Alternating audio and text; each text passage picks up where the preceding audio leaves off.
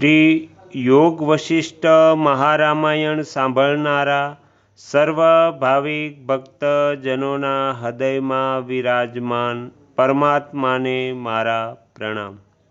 શ્રી યોગ વશિષ્ઠ મહારામાયણના અત્યાર સુધીમાં આપણે 31 ભાગ સાંભળ્યા।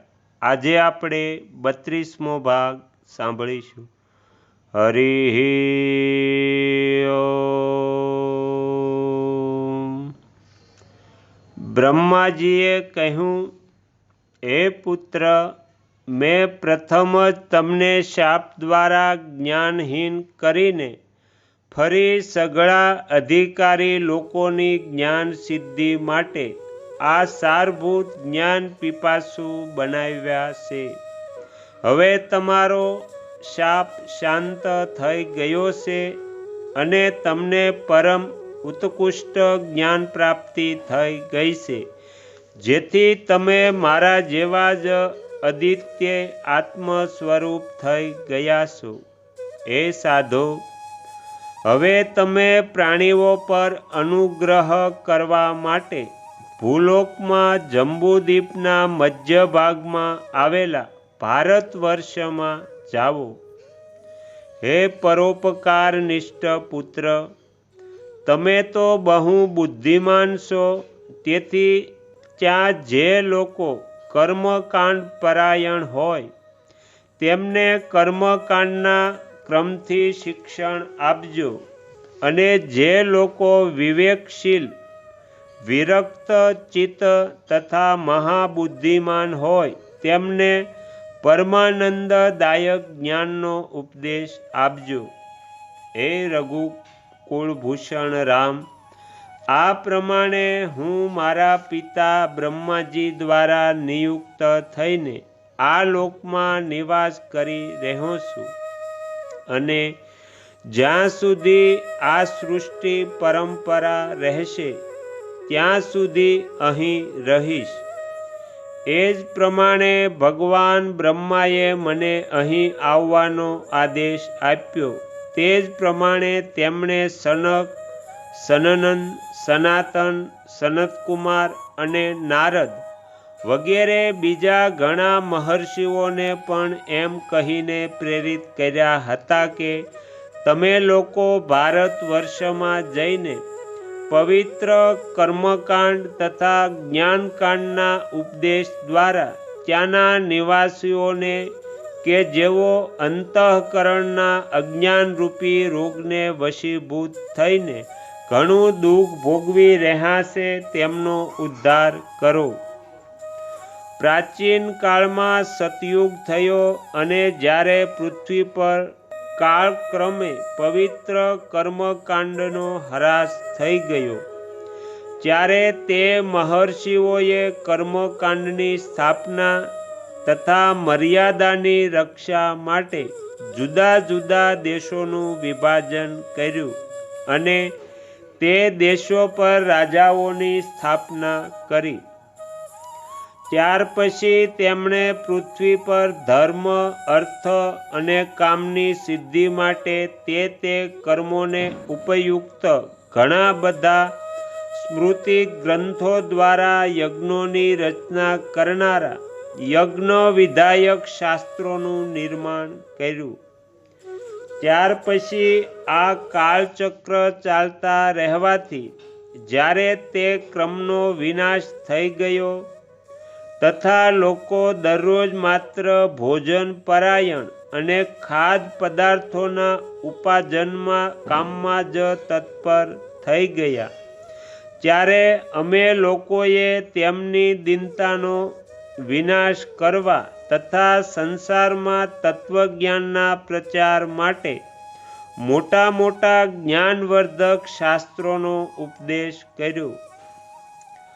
આ અધ્યાત્મ વિદ્યાનો સર્વપ્રથમ રાજ સમાજમાં ઉપદેશ આપવામાં આવ્યો। ત્યાર પછી તેનો પ્રચાર પૃથ્વી પર થયો। આ કારણે આને રાજવિદ્યા કહેવામાં આવે છે।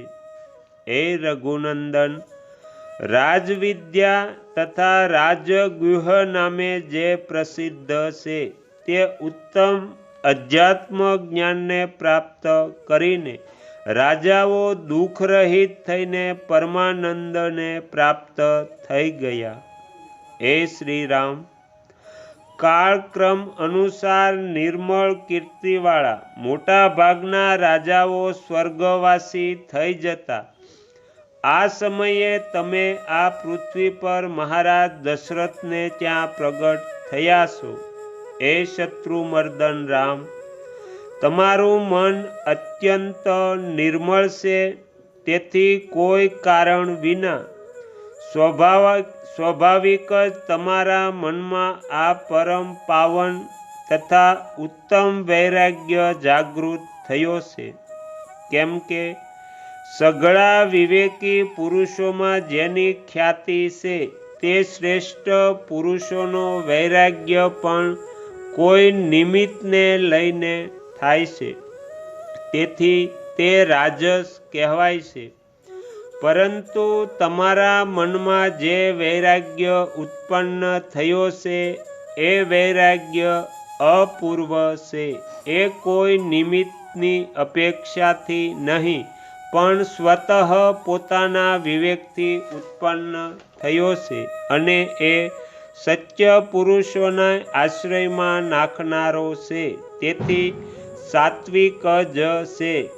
જેમને સહજ વૈરાગ્ય થઈ જાય છે તે જ મહાપુરુષ તથા જ્ઞાની છે અને તેમનું અંતઃકરણ શુદ્ધ છે. જે લોકો જ્ઞાન દ્વારા આ સૃષ્ટિ પરંપરાનો વિચાર કરીને વૈરાગ્યને પ્રાપ્ત થાય છે તે જ ઉત્તમ પુરુષ છે.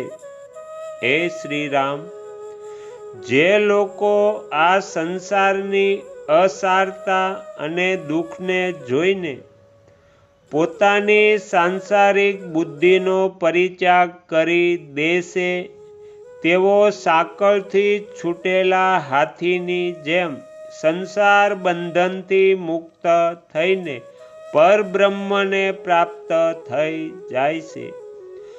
આ જગત પરંપરા વિષમ અને અનંત છે. એમાં પડેલા નિર્મળ જીવ દેહાધ્યાસથી યુક્ત રહે છે, તેથી જ્ઞાન વિના તેને પરમ પદની પ્રાપ્તિનો માર્ગ સૂઝતો નથી. પરંતુ હે રઘુનંદન, જેમની બુદ્ધિ અગાધ છે એવા વિવેકી પુરુષો આ દુસ્તર ભવસાગરને જ્ઞાનરૂપી નૌકા દ્વારા ક્ષણભરમાં પાર કરી જાય છે.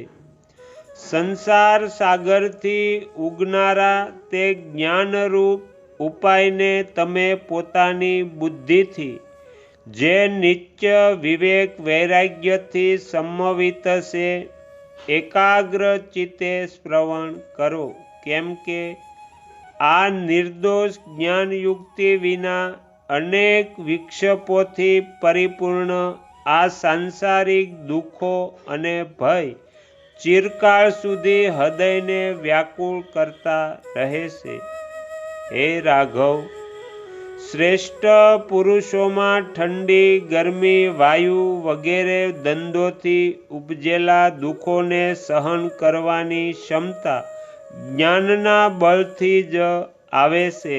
અન્યથા જ્ઞાનયુક્તિ સિવાય તે કોઈ રીતે સહી શકતા નથી.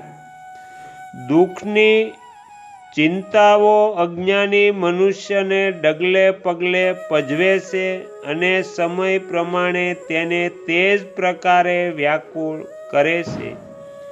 જેમ અગ્નિની જ્વાળાઓ તણખલાઓને બાળીને ભસ્મ કરી નાખે છે, પરંતુ જે પ્રમાણે વરસાદના જળથી અભિષેક કરાયેલા વન પર તે અગ્નિ જ્વાળાનો પ્રભાવ પડતો નથી, તે જ પ્રમાણે જેને જાણવા યોગ્ય અધ્યાત્મ શાસ્ત્રનું જ્ઞાન થઈ ગયું છે તથા જેણે સારી પેઠે બ્રહ્મ તત્વનો સાક્ષાત્કાર કરી લીધો છે એવા જ્ઞાની પુરુષને માનસિક વ્યથાઓ સંતાપ પહોંચાડી શકતી નથી.